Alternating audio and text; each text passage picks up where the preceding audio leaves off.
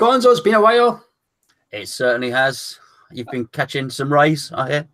I have been. I've been in the sunshine. I've been enjoying it. 3 weeks, no rain up here. It's a bit unusual, but this is my summer.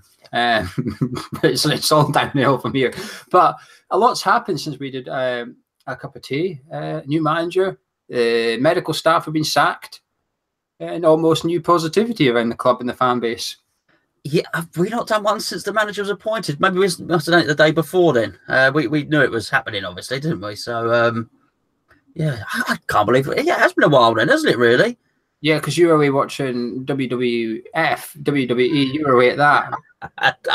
I was indeed. Yeah, yes, of course. Touche. Are you still happy with Pellegrini then? Are you still over the moon?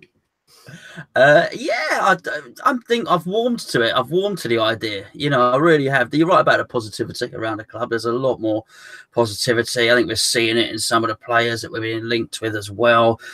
Bearing in mind, we haven't even discussed it on the cup of tea. I should probably say that I thought his initial interview was fantastic. I think the way he's clearly trying to reach out to the players that we want to keep. We want to keep Hernandez. We want to keep Lanzini, and the way he's reaching out to those has been a breath of fresh air as well. So, all in all, whilst at the time, it wasn't my first choice. I said so. I'm hopeful that it'll be a good appointment. And for the first time in ages, I'm looking forward to next season. I've renewed now, and I'm sure a lot of people renewed off the back of his appointment. But I'm actually looking forward to games next season. I'm quite confident that we're going to attack teams, and there'll be games next season where we have more possession than the opposition, which should be good. I'm delighted. I really am delighted. While he wasn't my first choice, he was certainly high up the list because he plays attacking football. It's all I want to see. I've been quite clear on that from day one. He's going to bring attacking football. And then finally, we're going to have a manager who might actually try and let Lanzini and Arnautovic and that do just that, play football, rather than have them as sort of players who might make something happen when the ball eventually falls to their feet after it's been launched over their head, etc. I don't want to see Lanzini having to track left backs 40 yards down the pitch. He's still going to have to do that. But when we've got the ball in possession, we're going to see some proper football now. And I was at the Rolling Stones last Tuesday, and that's when I said that in that stadium I've seen proper music. And next season I'm going to see proper football. And by the way, it's a fantastic stadium for music. It's good. It's the first time I went.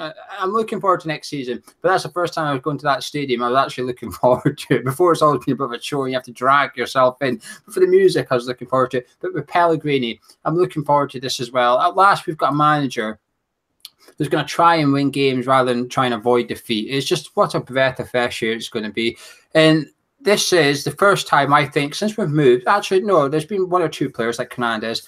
This is a next-level manager. He is a next-level manager. And I think we're seeing that with some of the players he's attracting and stuff. And there has been some people that said that certain players want to come play for Pellegrini. But we've now got fans that want to go watch Pellegrini. Not just watch West Ham. Of course, they're going to watch West Ham. But they're going to watch West Ham because of Pellegrini as well. And I'm surprised at David Sullivan, actually. He's surprised me he's managed to pull this off, because while we all thought that Francesca was getting one over on West Ham by using the interview to get himself a new deal, I actually think David Sullivan got one over on Francesca here. He thought, I'll get him in, and that's going to push Pellegrini in my direction because he thinks I'm interviewing other managers as well. Whatever he did and however he did it, I don't know, but he got that done extremely quickly. And credit has to go to Sullivan. The hard work obviously doesn't stop. He's still got plenty more to do. But so far this summer, it's David Sullivan 1, negativity 0, if you like. Yeah, well, he had to get the managerial situation sorted. There's no doubt about it. I think the situation was forced upon him. I think season ticket renewals are certainly down. So he needed to act quick. But not just for that. We needed to be able to get our targets planned. And as we discussed before, we had a whole list of targets, which were David Moyes' targets, and maybe Sullivan himself as director of football targets. Some of the names are being linked with now, with the exception of Fredericks, maybe, are guys we've not been linked with before. So you know this has come from a fresh set of ideas. And in a World Cup year, you've got to get that manager in early, because you've got to act early, because you've got to really get the deal done before the World Cup. Countries are very reluctant to let their players take a trip back once the sort of World Cup warm-up camps have started. I use warm-up in the loosest sense of the word, with it being in Russia, of course. But in fact, maybe they've had some sunshine like you in Bonnie, Scotland up there. But, you know, before they actually get entrenched in their World Cup camps, you need to try and get the deals over the line. Well, do you want to discuss some of the deals we've been linked with then? Yeah. Crack on. We must have a list. The main thing I do like is we're not being linked with Premier League players. At last, we're linked with players in Serie A, La Liga. We're linked with players that we don't know. Okay, I actually enjoy not knowing who we're going because that is a good thing. I don't want to be linked with 29-year-old veteran in the Premier League that's played for about 6 different Premier League clubs and got relegated twice in his career. I'm fed up with these players. I don't want to see us linked with them anymore. There is still good players like Joe Allen and that too, that I wouldn't mind. But the equivalent of Joe Allen in a foreign league is a third of the price is what you're going to play for Joe Allen. So I'm really relieved to see us linked with centre-backs from Italy, centre-backs from Spain. There was a striker, Porto striker we're linked with as well. I'm enjoying this. It looks like we've finally got our scouting system switched on a bit. Now, whether it is the director of football that's not yet come yet, whether he's pulling the strings in the background despite not officially being here, or whether it's Pellegrini's players that he's gone, well, I want this, this, and this, and he's got them from someone. What a change it is, rather than, are you not enjoying not waking up to being linked with Tom Kane? No disrespect to them, but players that you know. Harry Arter, yeah, that sort of thing. Absolutely, yeah. So we had it today with, you're going to have to tell me the name, the Lazio winger. Felipe Anderson. Wow, I tell you what, so I thought, hello, he sounds great. So I knew we were doing the show tonight, so I did me a bit of research, watched my videos, looked at his stats, looked at what he's got going for him. Oh, this is exactly what I want to see. You know, I want to see width. I want to see us attacking with pace. I've gone on about it. People, regular listeners to the show will know this. I banged on about it for such a long time. We want to see some flair. It's not enough just to have 1 or 2 players in the team and have the rest of them just defending all the time. The thing is, so he looks really good. So he looks like he does something I really like, which is knock the ball past the defender and then run round them. A lot of people try and manipulate the ball. He looks like he's got good ball skills, but I do think that's quite a skill. But an old Chrissy Waddle style of dropping the shoulder, knocking it past someone and then going, and he looks like he's got that in abundance. Nice and quick. But whether it was him or whether it was somebody else that we've been linked with, when we got to the end of last season, and I said David Moyes' biggest problem is he doesn't give the opposition managers anything to think about. The opposition managers have worked all week. They know what David Moyes is going to do. And when they look at a team sheet, they don't think, oh, we have to worry about him, we have to worry about him, we have to worry about him. Never, ever do the opposition have to change their tactics because of what West Ham are doing. I think if it goes the way I think it's going to go, and it looks like the direction Pellegrini's heading, I think we'll be seeing team sheets put out where we will have a lot of attacking players. And regardless of who the team at, the opposition will have to say, we might need to alter things here. He's given me something I've got to think about. We might have forced the opposition to play an extra defender or an extra body in midfield. And when you're doing that, you're on the front foot rather than the back foot, which is where we've been for so long. Yeah, well, it's all about Pellegrini's ethos, isn't it? He doesn't believe in changing his plans no matter who he's playing. Real Madrid doesn't matter. I'm sticking with my 4-2-3-1. We're going to have the ball. We're going to attack you. And if there's goals, there's goals. He doesn't believe in... He's very critical of anti-football, if you like. The David Moyes style, Pellegrini's very critical of it. He doesn't like teams that do a lot of fouls. He doesn't like teams that time waste. He doesn't like teams that play long ball. He doesn't believe that's how football should be played. That's what excites me more. I don't know who this Felipe Anderson is. I've not watched YouTube with that, so I can't tell you anything about him. But the one player that looks like he'll be joining in the next week or so, it's close to being confirmed, you'd imagine, is Fulham's right back, Ryan Fredericks. Are you happy with him? I've not seen much of him, Geo. He's fast. At the one time I saw him, he's fast. He tried to break someone's leg, it looked like. So that's my scouting of the fella. However, the reports look good. He's English, which is good. I do think if we are going to start recruiting from around Europe, then we need to keep an English core or a British core. You know, we've got Declan Rice. Of course, Declan Rice English, as we all know these days anyway. But you got to have that. And, you know, with Mark Noble there, obviously Ginger's gone. So you want as many people in there. You've got to keep Cresswell, which I think is important, and a couple of the younger lads like Nathan Holland, Marcus Brown coming through as well. So I think from that point of view, it's good. I also think he's probably the opposite of what Zabaleta is in as much as he's lightning quick. So there'll be a transition there, and it gives us cover on that side. And again, it's pace. It's pace. I just love pace. Just as I say, I would just love teams to look at us and think, oh my goodness, they got fast players running at us from every angle. I'd love to be that team. I really would. So if he adds to that, you know, I welcome him with open arms. You know. I was wary of him initially because, again, I'm not watched loads of Fulham. He's good going forward. He's fast, but he's got questions defensively, if you like. Now, originally, under Moyes, I was thinking, well, do you want a defender that's questionable defensively? But under Pellegrini, it's different because we are going to have the ball a lot more. We're going to be doing the attacking and stuff. And the defensive side of him is not going to be so much focus on as it would under Moyes, where you have to sit at right back and basically get the ball chucked at you quite a lot of the game. His defensive responsibility lessens under Pellegrini. And Pellegrini's style very much is get your wide midfielders inside the middle of the pitch and get your fullbacks down and to provide the width. That's why Zabaleta was one of the best. I think he was, in my opinion, the best right back at the World Cup 2014 under Pellegrini. Because he could get down the wing back then. And if he can get Fredericks doing the same, it could be exciting, actually. It's very much a Pellegrini signing, this, despite the fact we've been linked with him for months. He's fast.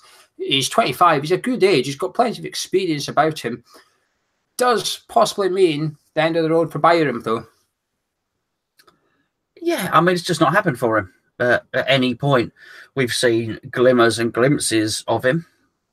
He's never had a sustained run in the team, which I guess, you know, we could say that's a bit of a shame. So he's never had a chance to prove himself. But I also think he's got injured at key moments as well. So it's not, whilst it's a shame for Byram, it's not a huge loss to West Ham because he's just not added anything, which is a shame. As I say, it's injury. There's mitigating circumstances. Hopefully, if he does leave, he'll go on and do well somewhere else. But we're no longer talking about potential with Byram. That's the thing. He should have, since we signed him, he really should have had 80-odd games under his belt by now, and we should know exactly what he can do. We're not, actually, we still really don't know what Byram can do, and we're talking about what he possibly could do if he stayed fit.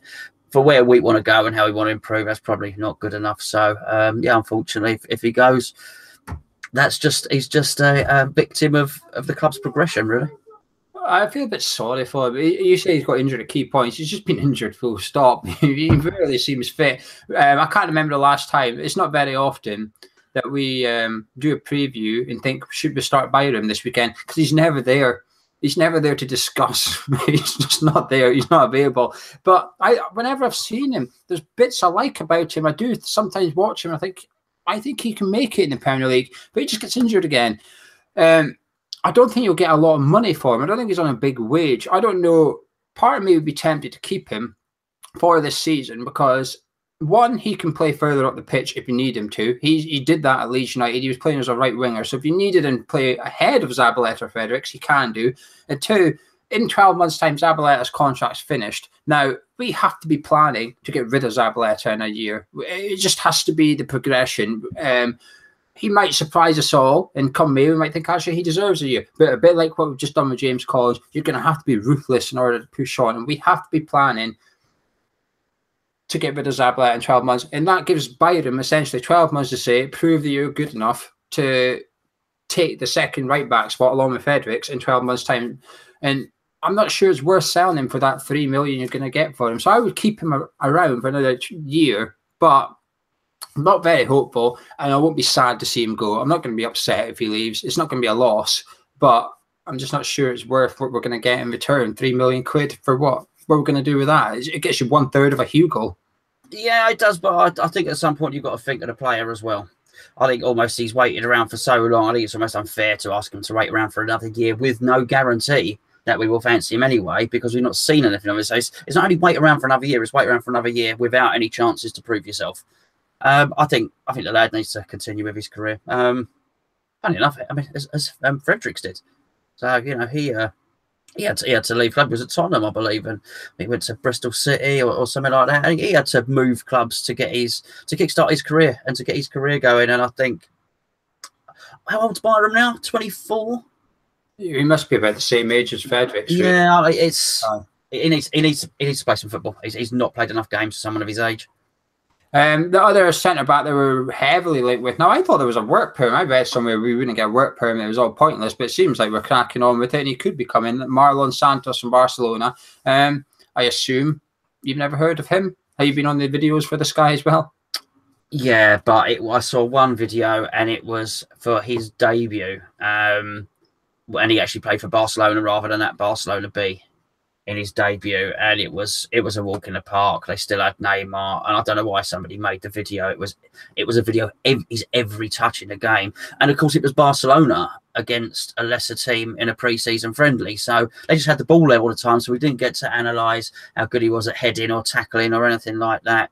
Obviously since then he's been out on loan, went to Nice, I believe, so he would have grown a bit since then in terms of his experience.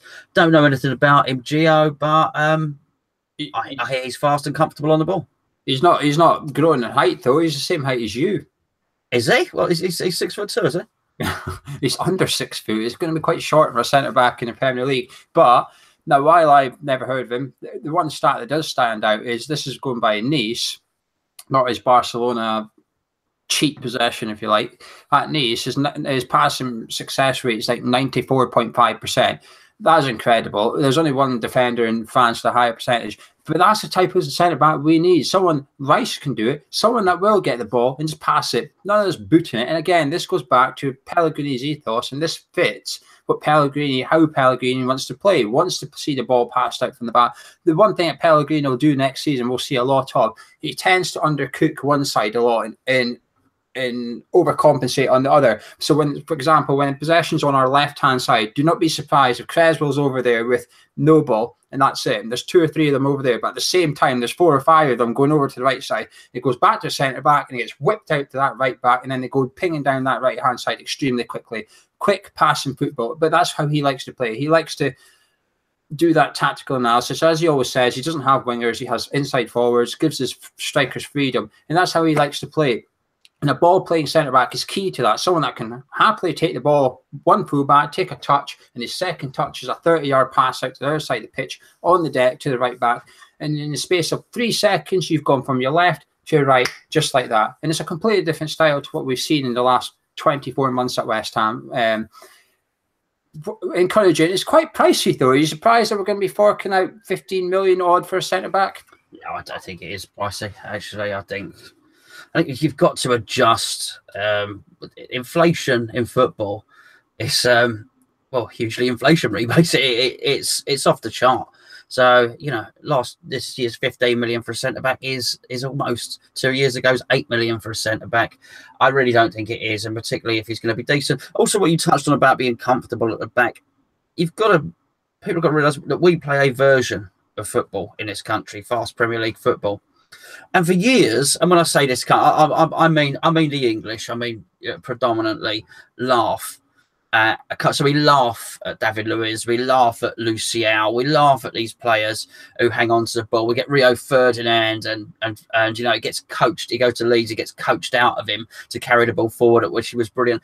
Those guys get shackled, and actually whoever wins the World Cup this year will have a centre back that plays it out from the back. It's only us that decide to do things differently, and look where it's got us. So I do think it is important, if we are going to play this continental style, that we do that, and I guess which would then at some point bring us on to James Collins and Ogbonna.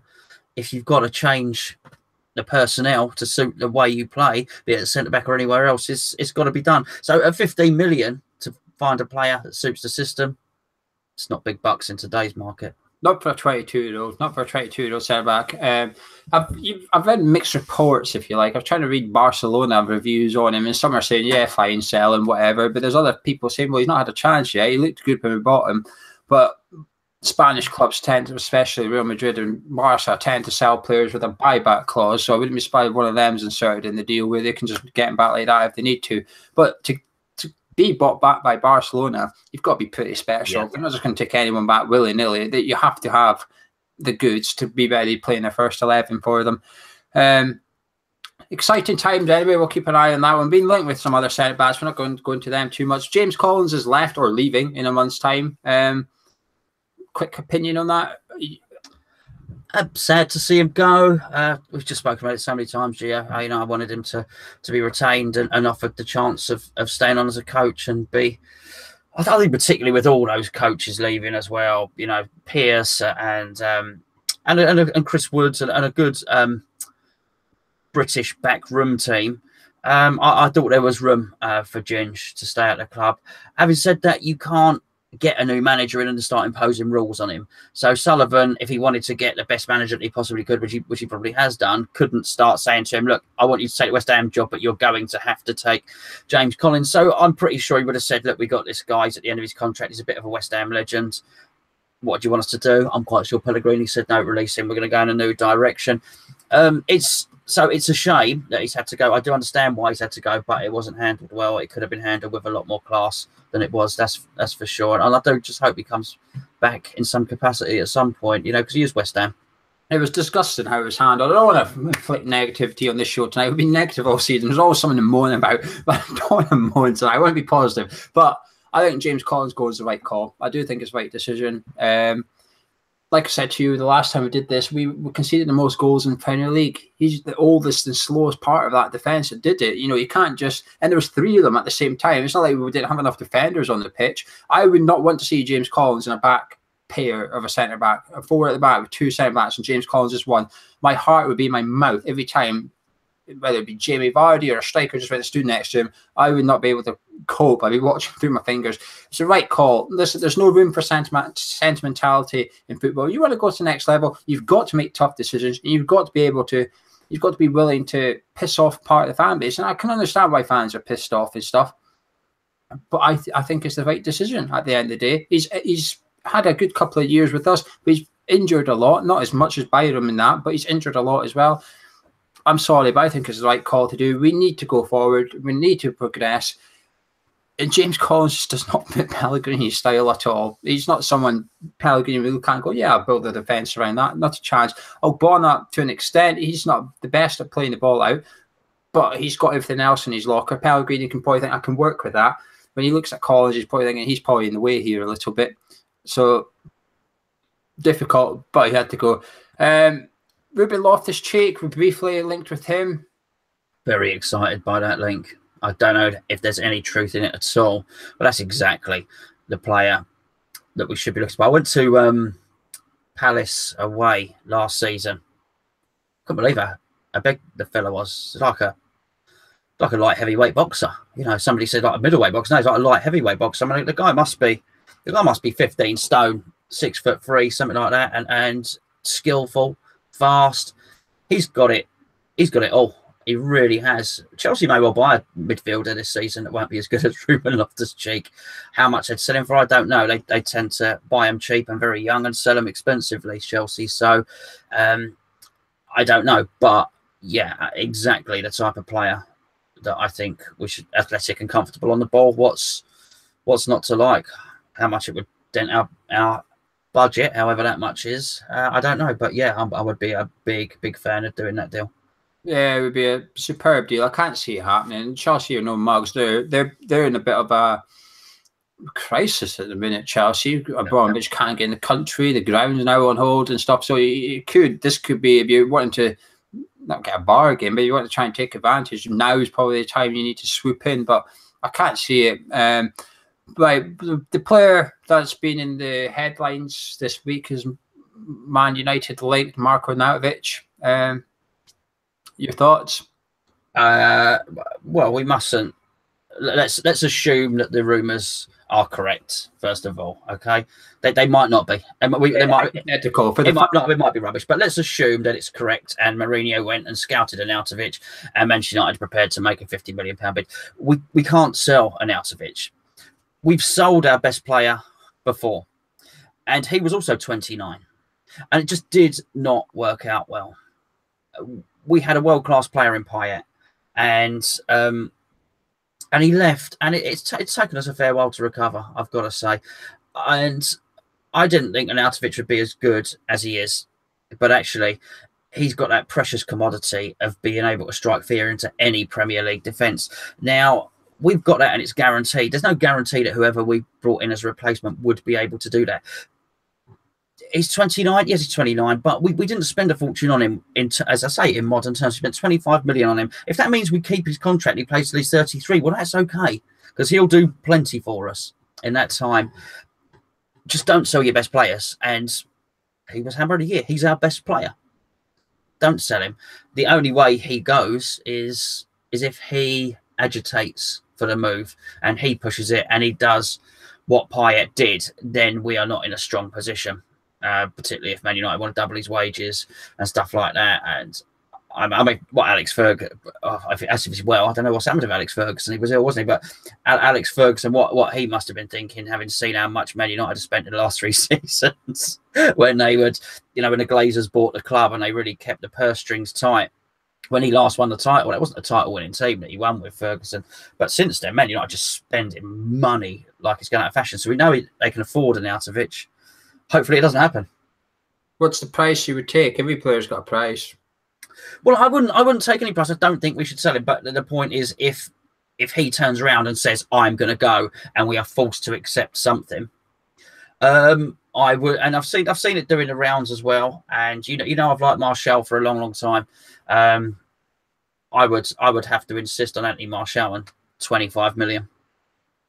I would do a straight swap for Martial, in all honesty, or Rashford, either one. I think every player's got a price in football, and you're right about Payet, but the difference is Payet was world class. Arnautovic ain't world class. He's never going to be world class. I was the opposite to you. I was happy when we signed him, and I thought he would be this good. 50 million, not sure it's selling for that. It wouldn't take much more than that for me to say, yeah, I'm happy with that, actually, because I think sometimes you've got to take 1 step back in order to go 2 steps forward. Now, would I trust David Sullivan with the 60 million? No. But would I trust Pellegrini and his sidekick? Possibly. I don't know. I've not seen their track record yet. These signings we're linked with might turn out to be crap. I don't know. But he's not irreplaceable. I know that sounds a bit mental. He's our Hammer of the Year, he's our best player. But also, Pellegrini's style is different. Is Pellegrini going to be playing Arnautovic up front or left wing next season? Because that's 2 completely different types of players. Are we selling Arnautovic a striker, or are we a way to try and sell Arnautovic to left winger? I just think 60 million would allow you to go get 2 players just as good as Arnautovic, as long as you know where to go and get them from, i.e. not the Premier League, and you have to go abroad. I'm not averse to selling anybody. I think everybody's got their price. I'd rather see Lanzini stay than Arnautovic, in terms of, you can make up your value. If you want 50 for Lanzini or 60 for Arnautovic, I would accept the 60 for Arnautovic rather than the 50 for Lanzini. I think going forward, he's 29. At some point, he's not going to be... I'm not confident he's going to produce last season's form next season. I think we'll still see good form. I think he'll still be good. Eventually, it's going to fade away a little bit, and we are not that big a club that we cannot turn down big bucks as long as it's spent right. We messed up by not selling Payet at the right time, and we've got a player who's not as good as Payet. Arnautovic is good. He's not that good, and I do think if a big bid landed on the table, I would take it. And as you spoke about, I know there's people doing hypothetical, would you swap for this player, that player? I would swap them for either Rashford or Martial, because I think in 3 years' time, you'd look back at it and go, well, that was an absolute stroke of genius doing that, because now, man, you've got a 32-year-old stuck on the bench. We've got this guy banging in 15, 20 goals a season for us out in the left wing. I just think sometimes you've got to go 1 step back, 2 steps forward, Gonzo. Yeah, I would have to agree to disagree there on that one. I just is anyone else is a gamble. We know Arnautovic can do it for us. We know he can score goals for us, and we know that he knows how to play in the Premier League. I think we're changing. So it's always a gamble changing too many positions. I think it's one more position that we don't need to change. There are already 3 or 4 positions in our team that we have to change. I think you might do too many, and you're introducing 5 or 6 new players into the first team. I think maybe you're asking for everyone to settle down very, very quickly, and it doesn't always happen. It really doesn't. But Martial, what I would say, Martial and Rashford, if it was going to be done, and I do prefer Martial, as I've mentioned on this show a couple of times, Martial was at Monaco and he was at Paris Saint-Germain as a kid, but he was always a centre forward, and it was very much something that he's been pushed out there by, I think, Van Gaal and by Mourinho, and often not played at all. So far down the pecking order now, Rashford and Martial just seem to be competing with Sanchez. That I think sometimes you get those players, and actually just the temptation of being guaranteed first team football might be worth it. But either one, I would play them up front. I wouldn't stick them out on the wing. I'd get them centrally. I think they'd both do a lot of damage. Yeah, well, like I said, we'll agree to disagree. I would sell anyone in our team if the money was right. Providing it gets invested correctly by the new director of football. Not here yet, but he's expected to be here. Mario Julios, I think you say his name. I assume you've never heard of him as well. No, it's not my area of expertise. Directors of footballs on the continent. I probably wouldn't be taking that as my mastermind chosen subject. Yeah, a year ago, we were fine because we were linked with Premier League players. We were able to talk about Harry Arter and stuff. People are tuning in tonight. I mean, you're going, don't know who that is, don't know who that is, don't know who that is. They're not going to have any in-depth analysis so far, but we don't know who they are. But this is good. This is exciting. This is what we want. Before we move on, if you're on the YouTube, if you're on the live chat, you can put your questions in now. I'll start jotting them down. The new kits come out. Do you like them? I forgot about that. No. No. What, either of them? The home one's all right. It's not much blue on it. It's look, we discuss this every year, the kits, and there's only so many times I can recycle how I'm going to react to a claret and blue t-shirt. Do you know what I mean? It's the one that's going to have Betway on the front of it and an Umbro sign and a badge that's got two yellow crossed hammers on it. I mean, it's a bloody t-shirt. But aside from that, I did laugh. I did laugh when I saw the what was the colour again? Teal. Was that what you said? Was that? Yeah, dark teal. Yeah, teal. So we're all scrabbling around, googling. When I think it might have been you that released it. I don't know whether it's on the WhatsApp group or whatever, and you said, "Oh, it's going to be dark teal or something." So everyone's googling what dark teal is because we're all thickos. And so we're looking. I think, hold on a second. We're men. We don't know what it is. Whatever, you know. So I'm sort of hoping dark teal's a bit like that, which we've had kits with that sort of blue. I said, hold on, there's a touch of green in that. So yeah, so we've got this greenish kit with yellow socks, which is really West Ham is just gonna oh well, I mean, you know, they're gonna be running around with their yellow socks next to the Stewarts who are fluorescent and the goalkeeper and their bright orange kits and I don't know. I really liked I actually did like the black and the black one this year's with the little bits of blue on it. I thought that was really nice. I think this one's ghastly. But anyway, I said that I got a bit miserable. I was taken to task by a few people, and I did say, look, if that t-shirt was being worn with a pair of jeans or something, it'd be fine. But it's not. People are going to be wearing that with the shorts and with the socks on the pitch. But it's fine. It's a kit. Do you know what? If you've got some good players who are running around, scoring some goals, we don't care. And the new claret and blue top, do you know what? I'll do the same. I'll wait 12 months and buy it for a tenner. I struggle to get overly bothered by the new kit at the end of the day. It doesn't bother me. It doesn't get you any points. You know, nobody gets a 2-point head start for having the nicest kit. It doesn't really do anything. I quite like them, though, the tops when they come out. I thought they were quite nice. I like the home one. It's plain. There's nothing going on. You know, when I had like the Union Jack on sleeve, there was too much stuff going on for my liking. Just plain, simple. I like it. The away one, it's a risk, but it's 2018. It's modern, if you like. So it is what it is. I'm not going to get too fussed about it. The last news was talk about briefly before we do the questions. West Ham ladies are now in the Women's Super League. Cost them 350 grand, but they're there. Did it? Yeah. It cost 350 grand to get there. Buy your way in. Right. Oh, right. Oh, I didn't know. That is a surprise. I presume because I thought they'd had a successful season and they got promoted. They finished 7th out of 12. Oh, in the third tier. A very American franchise then, basically, like American model. Oh, right. Well, you know. Well, yeah. I mean, it's a funny one, isn't it? Obviously, you know, we was our first gig, really, wasn't it? As Hammer's chat was, you know, Stephen asked us to do the media at the game at Upton Park for the ladies. I think many of which probably don't play for them anymore. I believe Hannah's still there. Hannah's still there, isn't she? One player in the first team, and there's a couple of them still in the development team, I think. Yeah, but I mean, so many of them are gone. Danny's gone, and there's so many of them. So yeah, it's morphed into something far bigger, that's now been embraced by the club. I mean, certainly it was struggling to get any recognition from the club, weren't it? They couldn't get a kit. They were having to share the kit and playing in last year's kit. So, yeah, now you see them at the grounds, and they're being embraced by the club as a whole, and walking around the pitch and taking selfies and uploading stuff on the official club website. So, well, there you go. I mean, if you're going to start chucking 350 grand into Summit, clearly the intention is to go big. So yeah, I mean, listen, I know nothing. I know less about women's football than I do about directors of football in Europe. Aside from my daughter, is very, very good at football and would one day love to play for West Ham Ladies. But I wish her well. Wish her well. All it took is a sexist claim for Stephen Hunt to get the club himself.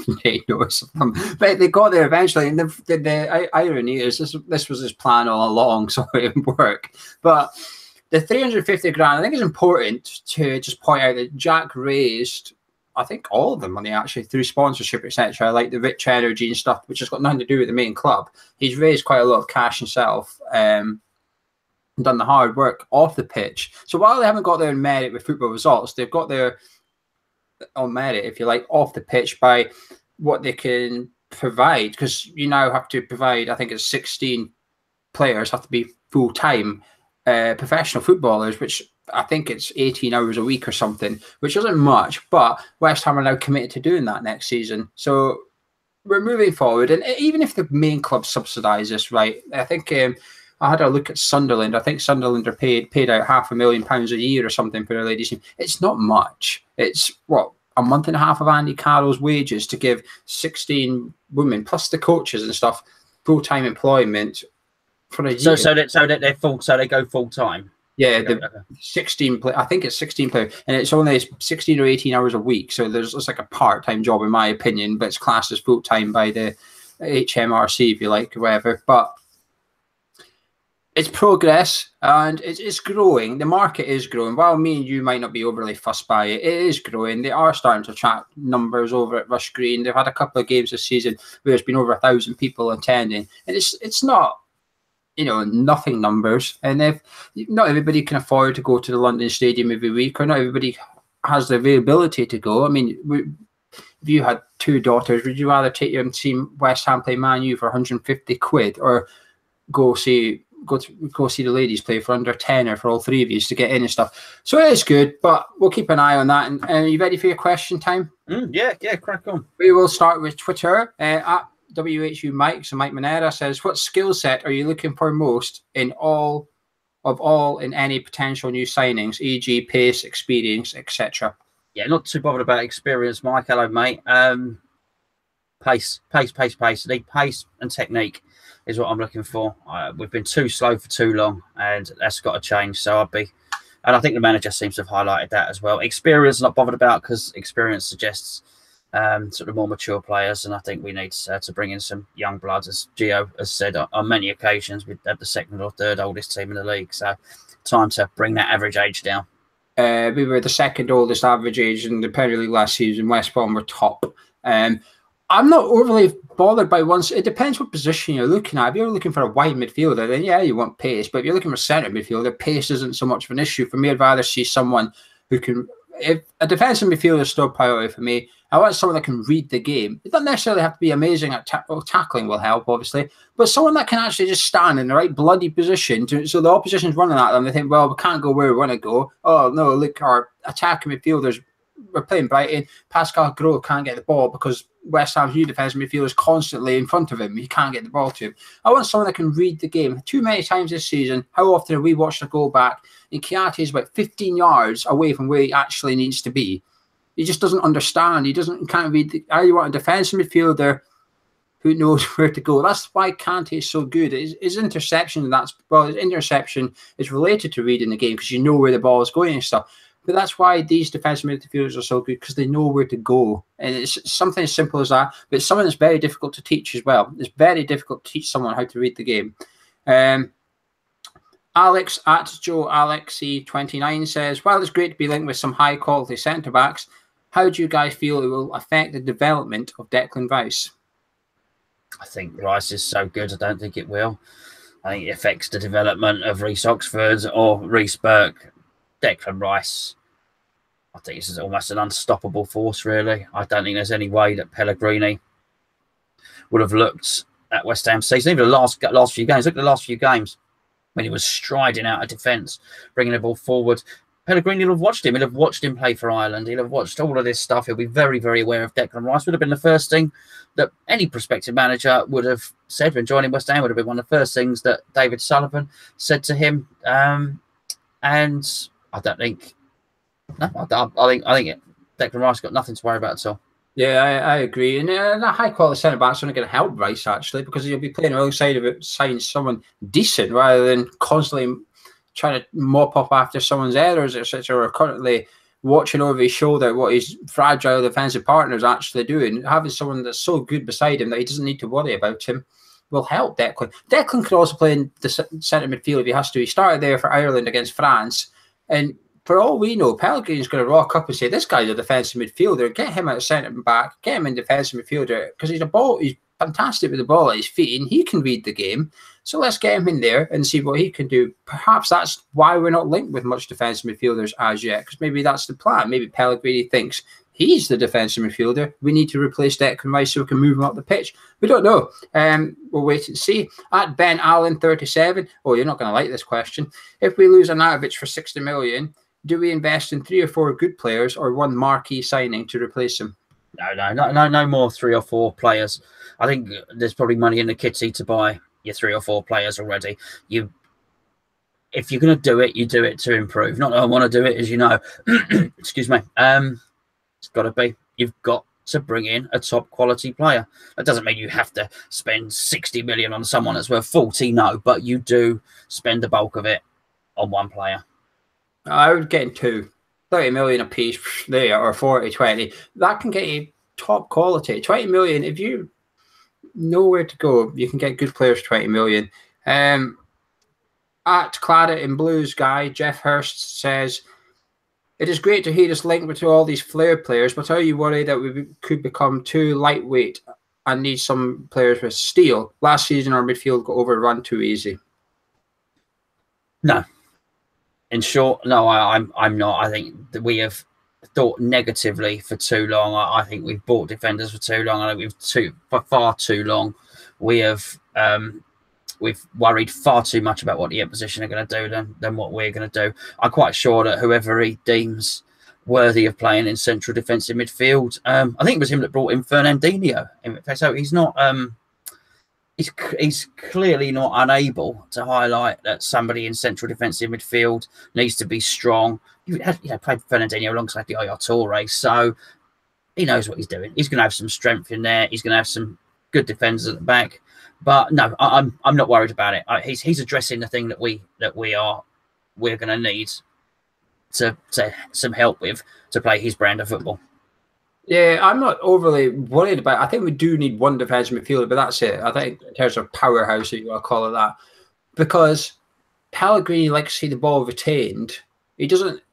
We're in this mentality of us being on the back foot for large portions of the game and letting the other team have the ball and run at us. It's going to change next season. I'm quite confident it's going to change next season. We're going to start saying, well, we're not going to sit back and let you come at us. We're going to have the ball, and we're going to do more work with the ball than we are off it. Pellegrini's got that old myth in football. We've got the ball, you can't score. So I don't think it's crucial. I'm not too worried about this overrun thing either yet. Tony Wallace at A Wallace 1964 says, with the new manager looking like he's going for younger, speedier players, he can't really see Mark Noble getting much game time. What do you think about that? Do you agree with his statement or not? Mark Noble's time was always going to come at some point. He might well like Mark Noble. Mark Noble can pass the ball tidily. Mark Noble can retain the ball, so not necessarily. He might think that actually the running is going to be done by these fast wide players and so on and so forth, and these fast fullbacks. He might want Mark Noble to sit. You don't know what he's going to do. So Mark Noble's time will come, but it might not necessarily be this time has happened. And this is a conversation that's been happened many times. I remember us having this when Sam Allardyce came in. And actually, when Sam Allardyce came in, Allardyce said, actually, this guy is going to learn from Kevin Nolan. He's going to be the next one. He played him all the time. In fact, I think Noble's probably had this all throughout his career. And then subsequently, when new managers come in, when Bilic come in, it was the same thing. Is he going to fancy Bilic? He was linked with that Canadian guy whose name escapes me. I think he was at Besiktas as well, central defensive midfielder. Hutchinson. That's it. Was he going to come in and take his? Yeah, and then so there was that. And then, of course, the same thing was Moyes. And it's almost Noble has to prove himself every time. Do you know what? He continually does it. I wouldn't be surprised if he features heavily for Pellegrini. Will he play all 38 league games? Maybe he won't. But I still think Mark Noble will play in excess of 25 Premier League games next season. I think he'll be in week in, week out. He is Pellegrini's midfielder. If there's two players I'm confident will excel under Pellegrini, he's one of them. The other one's Lanzini. Because when Pellegrini left Manchester City, and now I'm aware it's Man City, okay, but the point is, when Pellegrini left, I think he had 16 players with a pass accuracy of 85% or more. Last season, West Ham had 1. There's a problem here, and that is we're not good enough retaining the ball. Mark Noble is. He's possibly the only player who's good enough to retain the ball. Pellegrini's going to love him, I think. And I think Noble's going to love Pellegrini. He's going to think, at last, I've got a manager who actually wants me to knock the ball about rather than just boot it down the wing and let Antonio run after it on a wild goose chase. I think it's a shame for Noble, actually. Like you said, we've done this time and time again. We get asked questions about Noble time and time again. I'm still adamant he's one of our most underrated players I've seen in a West Ham shirt. I think it's unfair on Noble. He's proved it time and time again how often he can do this. When it comes to Hammer of the Year, he never wins it, but he's always in people's mind going, well, he might be my second or third choice. Like the last few seasons has been like that. And I just feel a bit sorry for him. For some reason, we always have to have a scapegoat at West Ham. We always have to have one. It was Nolan. As soon as Nolan left, everybody just looked at Nolan and went, well, it's your turn now, son. And I don't get it. I feel, I don't know. I'm just a big Noble fan, I suppose. I'm aware of that, but I just see a really good player in there, and I don't understand why. When it comes to a new manager, like you said, he's the first one. Everyone goes, well, it's time to replace him. But why? He was one of our most consistent players last season. Why? His midfield partner is the one we need to be getting out of that bloody team first and foremost, not him. Take a couple more. Right, we'll move on to the YouTube ones. Tom Atherton says, what do you think of Izzo? Izzo, is that the Genoa centre-back that we were linked with? Again, you ever heard of him? No, Tom. I had. He was involved in some match fixing or something. I think he might have been involved in a match fixing scandal or something. He got banned for 18 months, but on appeal, it got reduced to 6 months. Now, he wasn't involved in the fixing. He knew of it, but he didn't say anything about it. So that's why he got his knuckles wrapped. Right, okay. Yeah, well, I mean, that's the only thing I know about him. But unfortunately, when you do something wrong like that, that's the sort of stuff that tends to stick. I don't know anything about him at all, which I'm sorry to say, as Geo said, if you've tuned into this show for in-depth analysis of European players, then you've tuned into the wrong show. You're fucked. It's not happening. Dan says, if you could pick one player from every promoted club, who would you pick? Wolves, Fulham, and Cardiff before. Yeah, no. I was actually trying to think of a Cardiff player. I don't know any Cardiff. So not only do I not know about European football, I know nothing about Cardiff. People are thinking, why is he doing? Why is this guy doing YouTube videos? Wolves, Neves. Who's the other one? Who's just one? Sessignon. Yeah, I'll go along with that. I don't know any Cardiff players either. I want to say Sol Bamba, but I don't know if he still plays for Cardiff. I'm not 100% sure. That's a song from the 80s, isn't it? I don't know. I wasn't not around then. Sorry, that's nice. That's got over your head. That's all right. All the oldies, I don't know what he's talking about.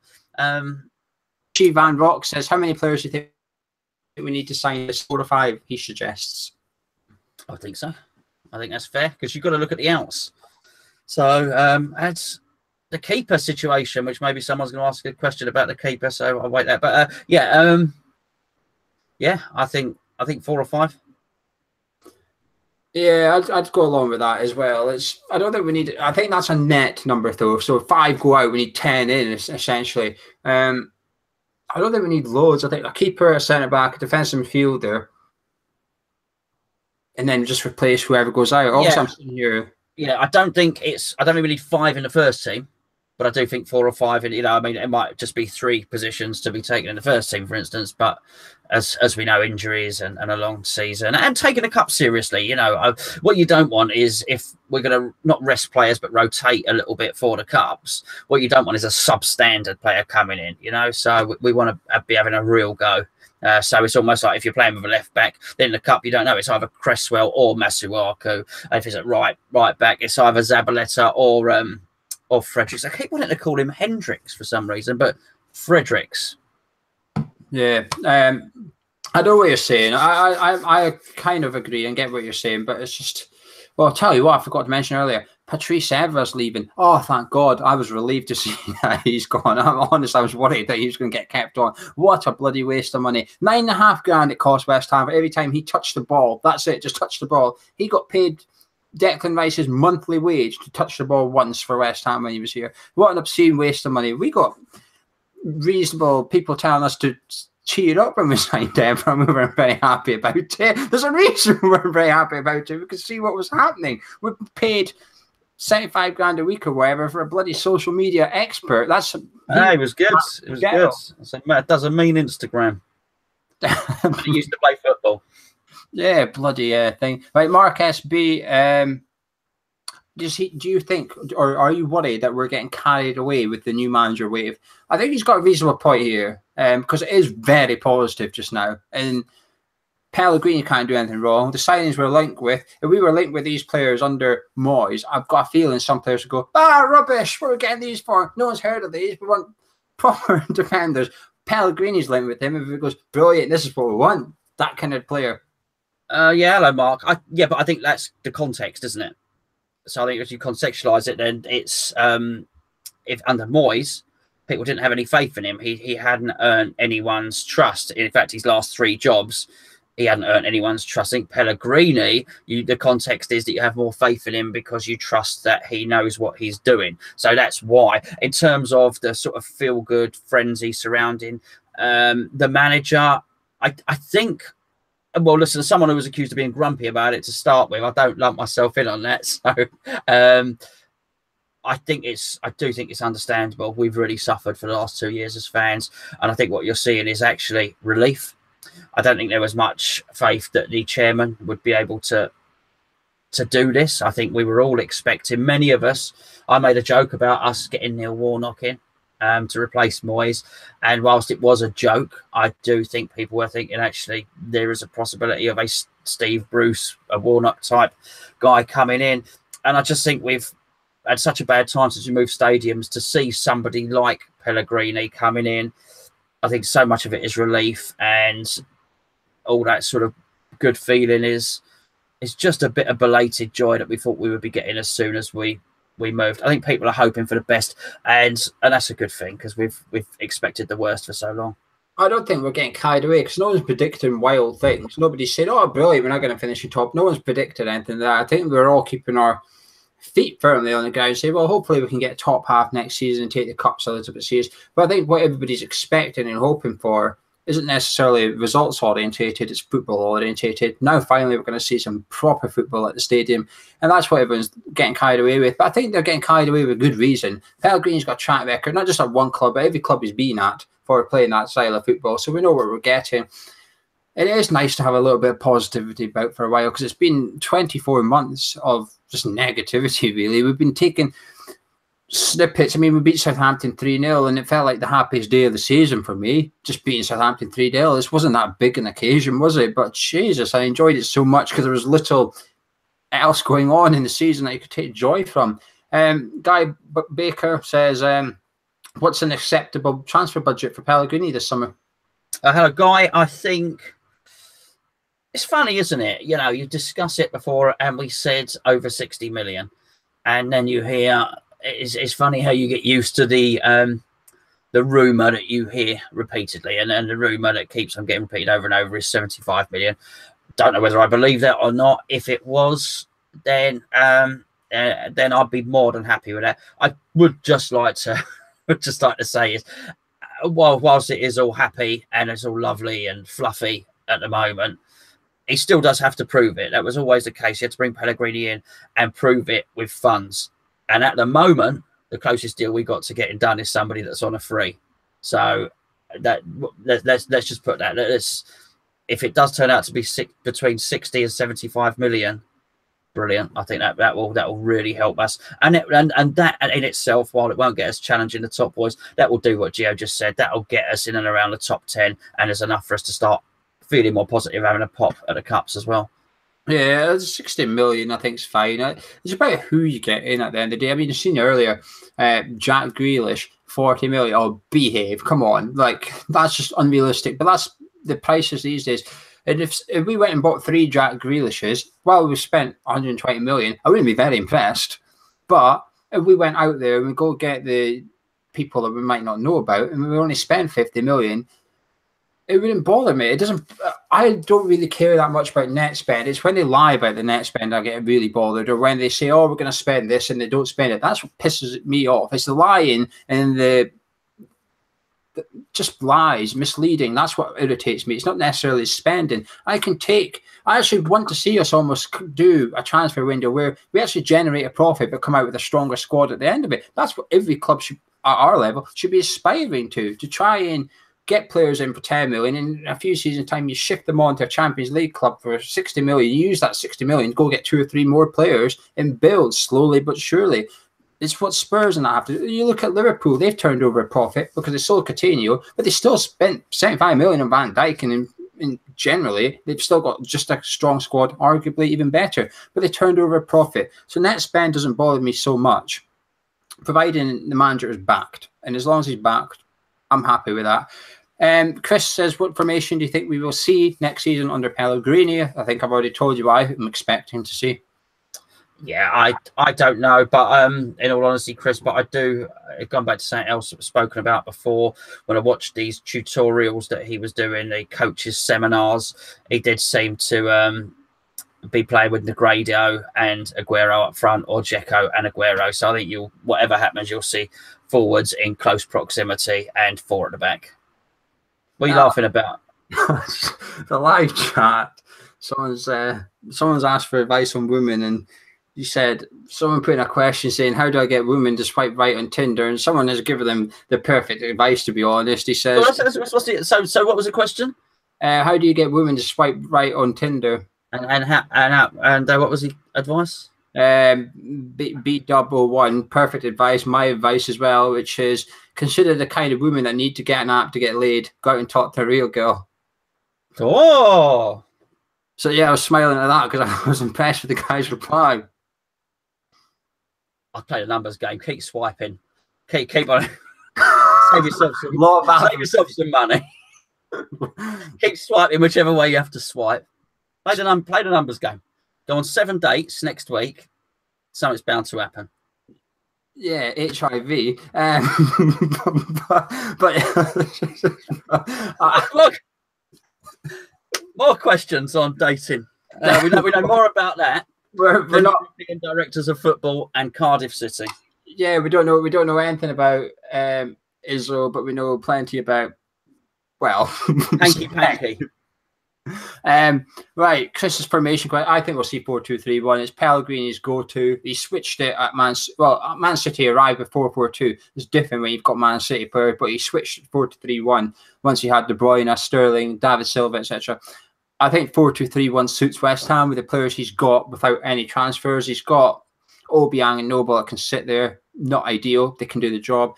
Arnautovic, Lanzini, Antonio, hopefully Mario. I really want to see Mario come back. And then Hernandez up front if he needs to. Or you can switch up, but 4-2-3-1 is what I'm expecting. Flight time, we get this question all the time. It's a bit like the Noble one. Would you sell Andy Carroll? A year left. I'm sure he's got a year left to go on his contract. Scored in Dirk Kuyt's testimonial the other day. Brilliant.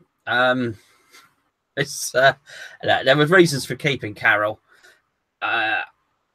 under Moyes, certainly under Bilic. If we are to believe everything that we have said for the past 59 minutes about Pellegrini, Andy Carroll's probably not going to play underneath him. I think there are.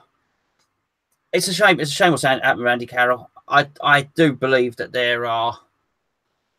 It's Andy Carroll, even a professional footballer most of the time these days. He is just injured so often. I think he scored 10 goals in the last 2 seasons. It's not.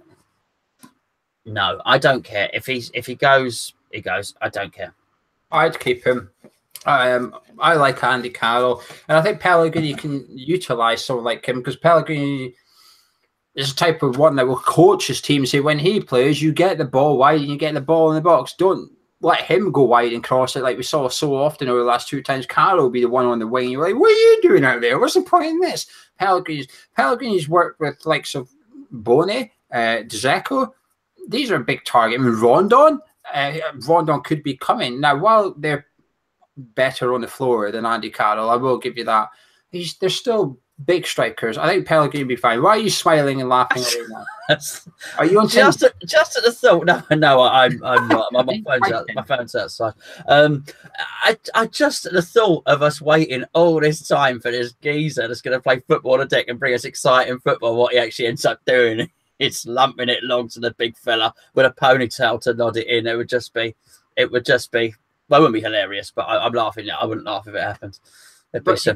You can still play nice football with a target man up front. The nice football can happen for the first 2/3 of the pitch. You can still see there's still an art getting the ball out to Creswell on the left wing, free to get the ball in the box and stuff. There is. I don't think it's going to happen. I just don't. I think he's going to go, and I think if we find a buyer, we'll sell him. If not, then there's going to be a few more histrionics. He didn't like being sat on the bench under Moyes, as we saw. And I think if Pellegrini is going to play in the way that we're told he's going to play, the way we expect him to play, I think Andy Carroll will be on the bench or not in the squad more than he will find palatable. And I think, so I just don't think it's going to end particularly well. That's all. Well, I don't think you'll get much money for him either. And I'd keep him. I like big Andy. Come on, Andy. I've got your faith. I've got your back. Last question, Chris. Will the London Stadium feel like home with Pellegrini and his expected style of football? It's going to feel like home at some point, because you'll just go there. There's going to be a whole breed of fan that never went to Upton Park. Right? So for them, it just will feel like home. I think the point is, will the football be good enough that we can forget about the things we don't like about the stadium? And hopefully he'll be able to do that. And I think if he does play this attacking football and we're going at teams and we're out of our seats and we're singing, the stadium's loud, and we're just going and we're entertained, then I don't think we'll care about a lot of that other stuff. I think we'll go and have a nice time, and I think it will take the edge off. I think it's felt like home in some games last season. This was with David Moyes' football and Village to an extent as well. Everton, the last game of the season, we had fun. We enjoyed it. Southampton at home, enjoyed it. Felt like home then. So, yeah, I think if you get the football in and you get the performances up, it will feel like home. I think people are just getting used to it. The things that used to bother people just don't bother them anymore.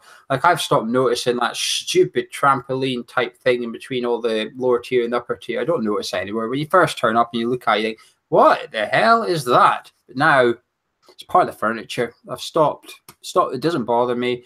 And it's just people getting comfortable, isn't it? People are moving about. They're finding where they want to be, where they want to sit, where they want to stand, etc. And yeah, I think it'll be home under Pellegrini. I'm hoping so anyway. Certainly, everybody's optimistic enough, and it's the attitude of the fans will make a difference. We've had that injection by the new manager, Moyes, off ski, thank God. But anything, Gonzo, anything you would like to add? Yes, a few things. So, the World Cup's coming up, for those of you that hadn't noticed. Nigel Khan is going to be doing a World Cup roundup. I don't know what he's doing. He's going to do something World Cup based on our second channel. So if you want to follow the World Cup, he's going to be doing something regular on that. Stay tuned to that. He's got a Mock the West Ham Week, a season finale of that, coming up on the second channel as well. And also, I will do it tomorrow evening. I will do another Your Tubes video. So get your comments underneath on here and I'll respond to them tomorrow, and we'll get you interacting with us. That's it. And we will also have a transfer show tomorrow night on this channel. Hopefully we're not at the same time. What time are you doing yours? We're gonna have to clash. Well, whatever. We'll sort it out. Keep your eye on Twitter, and we'll do them at separate times. I'll do mine a bit later. It's cool. We'll be with you all summer with all the transfer latest and stuff. And we've got a Hammers Chat Insight video out tomorrow as well on Javier Hernandez, a young, I think he's young, a nice young person emailed in called Dominic saying, "Oh, give us the stats on Hernandez," and we thought, well, not only will we give you the stats on him, we'll make a video for you. So this one's for you, Dominic. So it'll be out tomorrow. But anyway, drop a like on the video if you enjoyed it. Subscribe if you're new in here. If you're listening to iTunes, make sure you subscribe to the feed on iTunes or however you call it. But anyway, Gonzo, I shall see you next week. Probably more transfer rumors, more bullshit, and hopefully some. This has been a rare positive show. It is. We should be thrashed and punished for just not moaning enough. Really, we'll come back. We'll find something to moan about for next time. Yeah, and also good luck to the guy on the Tinder. I hope you finally get a match. We'll see you next time.